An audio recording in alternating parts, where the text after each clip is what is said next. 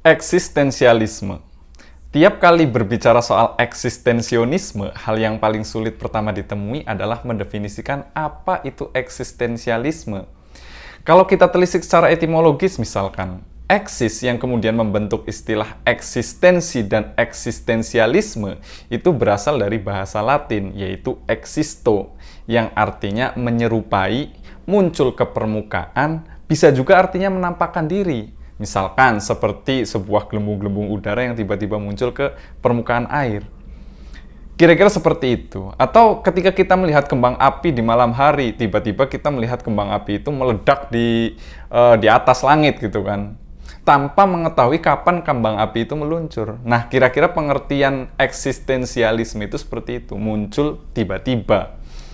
Nah, tetapi mendefinisikan kata ada dalam filsafat eksistensialisme itu sendiri tidak mudah. Bukan seperti eksistensi yang ada pada bahasa pemrograman atau bahasa kita dalam sehari-hari. Dalam kerangka eksistensionisme, ada itu bersifat esensial, abstrak, atau bisa juga bersifat konkret. Misalkan, keberadaan Tuhan, surga, neraka, malaikat, atau iblis, itu kita menganggap mereka semua itu ada. Tetapi itu adalah ada yang sifatnya abstrak atau esensial. Atau misalkan seperti ini, saya ingin mengambil konsep ada yang dijelaskan oleh Bertrand Russell. Beliau mengatakan bahwa ketika kita mengatakan bahwa pensil itu ada, maka sebetulnya kita baru punya konsepnya. Memiliki konsep bahwa pensil itu ada. Tetapi ketika suatu hari nanti kita betul-betul menemukan barang yang memang kita anggap sebagai pensil, barulah pensil itu bisa kita katakan betul-betul ada atau menjadi konkret. Kurang lebih ada dalam eksistensialisme itu seperti itu. Jadi eksistensialisme ini mengkerucut pada kata ada, tetapi bukan ada yang sebagaimana kita pahami dalam kehidupan sehari-hari, kayak tadi ya. Jadi adanya itu bisa bersifat abstrak, esensial, bisa juga adanya itu bersifat konkret. Eksistensialisme adalah aliran filsafat yang menempatkan makna hidup dan eksistensi manusia sebagai fokus utamanya. Aliran ini mulai populer pada abad ke-19 dan ke-20, terutama di kalangan para filsuf seperti Friedrich Nietzsche, Jean-Paul Sartre, dan Albert Camus. Yang pertama, mari kita pahami dulu tentang apa dari arti eksistensialisme. Tadi kita sudah bahas secara bahasa. Tetapi secara sederhana, eksistensialisme itu mengajukan bahwa keberadaan manusia itu mendahului esensinya. Artinya apa? Manusia itu lahir tanpa tujuan atau makna yang telah ditentukan sebelumnya. Sebaliknya, kita sebagai individu itu memiliki kebebasan untuk menciptakan makna hidup kita sendiri. Misalkan, salah satu elemen penting dalam filsafat eksistensialisme itu adalah kecemasan, kegelisahan, dan lain sebagainya. Sehingga, para eksistensialis ini meyakini bahwa manusia seringkali merasa cemas, karena kesadaran akan kematian, ketidakpastian masa depan, ketidakberartian hidup, dan lain sebagainya. Namun justru dalam ketidakpastian inilah kesempatan manusia untuk menemukan makna hidup yang sesungguhnya. Sehingga eksistensialisme ini juga menekankan pentingnya kesadaran dan tanggung jawab individu. Karena apa yang terjadi dalam hidup kita itu yaitu atas dasar pilihan kita. Sehingga kita sepenuhnya bertanggung jawab atas tindakan dan pilihan kita sendiri. Dan inilah yang membentuk identitas serta eksistensi kita. Makanya dalam hal ini eksistensialisme itu menolak pandangan bahwa nasib kita itu sepenuhnya ditentukan oleh kekuatan luar. Jadi ya nasib kita ditentukan oleh kita sendiri. Makanya pemikiran eksistensialisme ini itu berbicara tentang pentingnya kebebasan. Dan kebebasan memungkinkan kita untuk mengambil keputusan dan bertindak sesuai dengan nilai-nilai yang kita pilih sendiri. Tetapi kebebasan ini juga akhirnya menghadirkan beban dan tanggung jawab kepada pilihan-pilihan kita. Karena kita yang memilih, ya kita yang bertanggung jawab. Gitu. Makanya selain itu, eksistensialisme itu menolak pandangan bahwa ada norma atau prinsip universal yang dapat memandu seluruh umat manusia. Itu ditolak oleh eksistensialisme. Kenapa? Karena setiap individu itu harus menemukan makna hidupnya sendiri melalui pengalaman dan refleksi diri. Jadi nggak bisa dipukul rata semua orang itu. Karena eksistensi setiap orang itu berbeda-beda. Makanya eksistensialisme mengajukan pentingnya menjalani hidup dengan penuh autentisitas.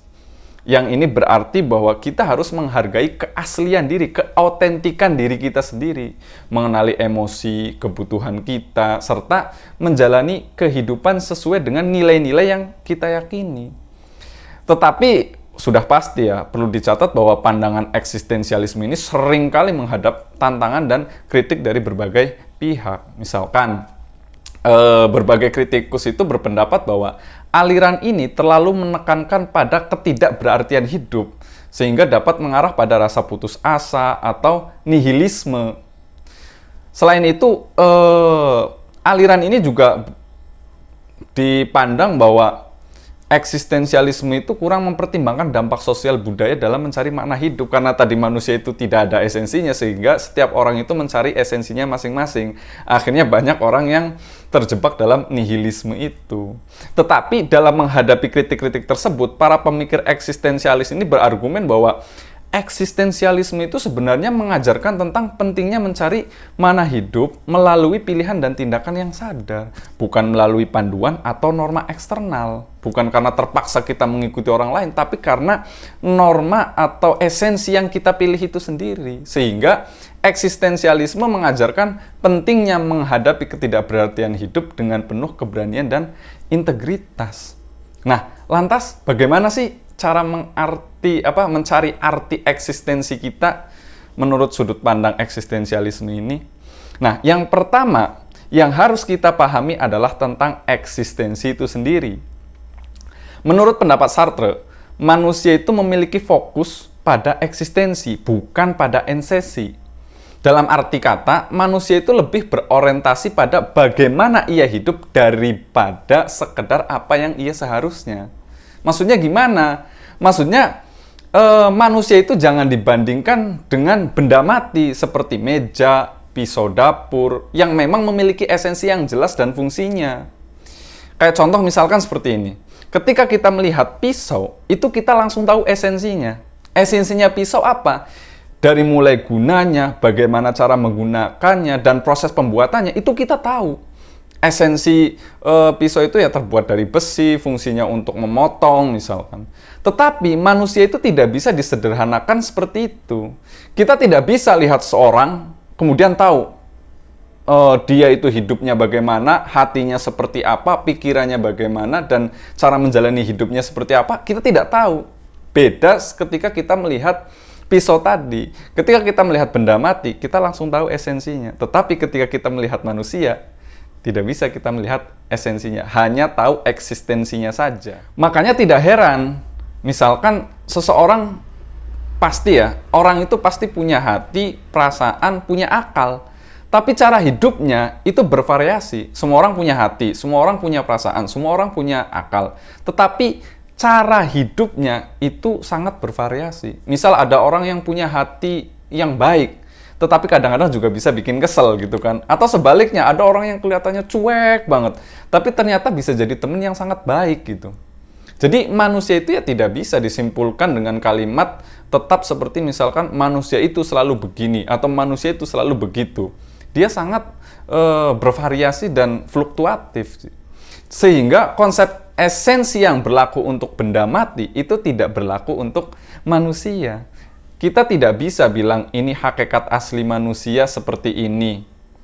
Tidak bisa. Tidak seperti halnya esensi benda yang sudah paten dari awal. Manusia itu bukan produk jadi yang punya instruksi, bawaan, dan tetap. Manusia justru bentuk dan esensinya terbentuk dari cara dia eksis dan cara dia hidup sehari-hari. Makanya ada pepatah ya dalam agama Islam yang sangat populer. Barang siapa yang suka bohong, lama-lama ya jadi pembohong. Itu sebenarnya ilustrasi dari konsep eksistensialisme ini. Jadi esensi manusia itu terbentuk dari kebiasaan dan tindakan kita sehari-hari. Kalau kita biasa jujur, ya itu bentuk esensi kita sebagai orang yang jujur. Kalau terbiasa bohong, ya esensi kita malah jadi membohong. Sama halnya misalkan kayak dalam masyarakat, misalkan, wah masyarakat Indonesia itu dikenal sebagai masyarakat yang ramah gitu kan, tahu sopan santun gitu kan.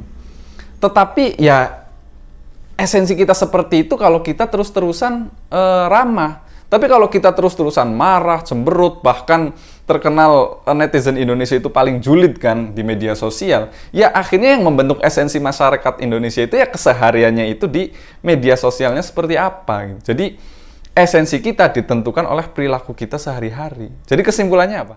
Manusia bukanlah seperti benda mati yang punya esensi bawaan. Esensi manusia sebenarnya terbentuk dari cara kita eksis, cara kita hidup dan berinteraksi setiap hari. Makanya, dalam dunia eksistensialisme, kita ini bukanlah produk jadi yang udah sempurna dari awal. Melainkan, kita adalah apa yang kita bentuk melalui kehidupan kita sehari-hari. Mungkin dalam Islam kan dikenalnya manusia adalah makhluk paling sempurna. Tapi kalau dalam eksistensialisme, manusia itu bukan makhluk sempurna. Sempurna atau tidaknya tergantung apa yang kita lakukan setiap harinya. Kita hanya eksis. Esensinya kita dibentuk oleh keseharian kita. Apa kita lebih tinggi ahsanut taqwim, apa asfala safilin, itu tindakan kita sendiri yang menentukan. Kita sendiri yang bikin. Makanya Viktor Frankl itu mengatakan seperti ini. The meaning of life is to give life a meaning. Maksudnya gimana? Makna hidup ini adalah dengan memberikan hidup ini satu makna. Mungkin kalimatnya rasa kayak bulet ya. Tapi sebenarnya yang dimaksud oleh Viktor Frankl ini ya, kita itu kan sering merasa hampa, rasanya hidup ini tidak punya makna. Terus kita berusaha mencari-cari makna. Kalau mengikuti quote dari Viktor Frankl ini ya sebenarnya makna itu jangan dicari, tetapi diberi. Terkadang kan kita mencari jati diri, mencari makna hidup ini, kita mencari kemana-mana. Tapi kata Viktor Frankl, makna hidup itu jangan dicari, tapi diberi.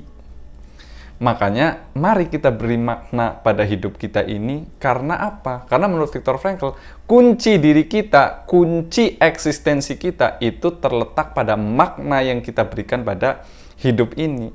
Hidup ini rasanya berat atau ringan, menyenangkan atau menyedihkan. Hidup ini rasanya menggembirakan atau membuat kita galau, putus asa. Itu sebenarnya tergantung makna yang kita tempelkan pada hidup ini. Jadi ya, makna hidup ini justru tergantung pada apa yang kita berikan, tergantung makna apa yang kita tempelkan pada hidup ini. Itu yang pertama kata Viktor Frankl. Kemudian dia juga mengatakan seperti ini. Life is never made unbearable by circumstance, but only by lack of meaning and purpose. Apa artinya? Hidup ini tidak pernah terasa berat, tidak tertanggungkan oleh berbagai situasi, kecuali kita yang kurang mampu dalam memberikan makna dan tujuan terhadap hidup ini. Kita akan sering merasa hidup ini berat. Apa artinya hidup ini? Apa maknanya hidup ini? Kenapa hidup ini rasanya berat sekali? Mengapa situasi ini rasanya kok tidak tertahankan? Misalnya sering kita mengeluh seperti itu. Kok yang saya inginkan tidak kunjung terjadi dan lain sebagainya. Kata Viktor Frankl, kuncinya justru bukan pada situasi di sekeliling kita, tetapi pada kita sendiri bagaimana kita memaknai hidup ini. Makanya di video sebelumnya tentang stoicism, saya sudah membahas bahwa kita itu harus senantiasa berpikir positif, bisa ditonton di video sebelumnya. Karena memang disitulah rahasia kebahagiaan, kegembiraan kita itu kuncinya ya ada pada orangnya, bukan pada situasinya. Situasinya kita gagal, tapi ada orang yang memaknai kegagalan itu sebagai tantangan untuk ditaklukkan, ada juga yang memaknai kegagalan itu sebagai kehancuran dan keputusasaan. Jadi kuncinya itu bukan pada kegagalannya, tetapi pada manusianya saat dia menyikapi kegagalan itu. Faktanya misalkan seperti ini, kita mengidam-idamkan salah satu klub sepak bola atau mungkin kita mengidolakan sesuatu, kemudian idola kita dalam sebuah pertandingan kalah gitu kan. Nah, sebenarnya yang membuat kita sedih, kecewa, ataupun semacamnya, itu bukan kekalahannya, tetapi itu adalah bagaimana respon kita menghadapi kekalahan itu. Itu kuncinya dalam diri kita sendiri, bukan dalam situasi kekalahan itu. Jadi ya, hidup ini tidak pernah berat oleh situasi, kata Victor itu tadi, tapi dia bisa jadi berat karena kita sendiri yang tidak mampu memberi makna dan tujuan terhadap hidup kita. Mungkin kan teman-teman atau kita semua lah dalam hidup ini sering menghadapi fakta-fakta pahit, kenyataan-kenyataan tidak menyenangkan, apalagi hari ini informasi begitu deras kan, peristiwa-peristiwa yang nggak enak terjadi di negeri ini, ketidakadilan, ketimpangan sosial misalkan. Tiap pagi kita bangun di media sosial disuguhkan oleh ketimpangan-ketimpangan itu, berita-berita yang membuat kita muak gitu kan. Akhirnya mempengaruhi semangat hidup kita, makin muak tinggal di negeri ini misalkan. Tapi padahal kuncinya itu bukan pada fakta-fakta tadi, kuncinya ada pada tanggapan kita. Kalau kita membacanya menempelkan makna yang positif, cerah, ceria, hidup ini sebagaimana adanya, ya kita tetap cerah. Kalau kita menempelkannya dengan stiker buram, dengan makna yang buram, maka ya sedih rasanya hidup ini. Memang menyedihkan gitu. Jadi tergantung kita mau menggunakan kacamata apa. Makanya kalau ada pertanyaan misalkan, enak nggak sih tinggal di Indonesia misalkan? Gembira nggak sih jadi warga negara ini gitu? Atau bahagia nggak sih sebagai manusia di dunia ini dan lain sebagainya? Jawabannya itu tidak pada situasi peradaban dunia atau situasi kebudayaan kita. Kebahagiaan atau kesenangan itu lebih banyak kuncinya ada pada diri kita sendiri. Jadi ada pada kacamata kita sendiri. Kalau kita pakai kacamata hitam, ya kita memaknai hidup ini secara gelap gitu. Ya hidupnya jadi gelap. Tapi kalau kita pakai kacamata yang cerah, terang, hidup ini ya jadi terang. Kita memaknai hidup ini sebagai kebahagiaan dan tantangan demi tantangan, bukan sebagai keburaman, kegagalan, keruwetan sebagainya lah. Makanya kata Viktor Frankl selanjutnya itu apa? Even when it's not fully attained, we become better by striving for our goal. Bahkan meskipun tujuan kita, makna yang kita tempelkan tadi tidak sepenuhnya tercapai, tetapi hidup kita lebih baik dengan perjuangan kita untuk mencapai sesuatu yang lebih. Lebih baik dengan kita menempelkan makna yang positif, dengan kita menetapkan tujuan-tujuan di depan mata kita, yang tentu saja tujuan tersebut tinggi dan cita-citanya tinggi, itu lebih baik meskipun nantinya itu tidak sepenuhnya tercapai. Tetapi hidup kita punya tujuan, punya orientasi, dan ini jauh lebih baik dibandingkan dengan hidup yang serba putus asa, serba pesimis, serba bingung. Nah, dari kutipan-kutipan Viktor Frankl tadi bisa kita raba arah pemikiran eksistensialismenya Viktor Frankl ini kemana. Jadi kata beliau yang terakhir itu adalah decision not condition determine what a man is. Jadi keputusan-keputusan kita bukan situasi-situasi yang kita hadapi yang menentukan siapa diri kita. Boleh saja kita berada dengan situasi-situasi yang pahit, tapi bagaimana sikap kita, bagaimana respon kita menghadapi situasi yang pahit, itulah yang nanti menentukan siapa diri kita, yang nanti menunjukkan orang seperti apa kita itu. Jadi apa kuncinya? Kuncinya tetap ada pada manusianya. Kalau kita ingin jadi manusia yang otentik, manusia yang punya kontribusi, manusia yang menjadi sesuatu dalam hidup ini, kuncinya ada pada diri kita sendiri, bukan pada kondisi dan situasi di sekeliling kita. Kondisi dan situasi di sekeliling kita ini adalah tantangan-tantangan yang mungkin menjadi modal-modal kita untuk, atau menjadi media-media kita yang menjadi perantara untuk bisa kita taklukkan, mencapai apa yang sudah kita putuskan tadi. Jadi tadi yang membuat kita menjadi diri manusia, esensi kita ada, itu adalah kita sendiri yang menentukan. Itulah eksistensialisme.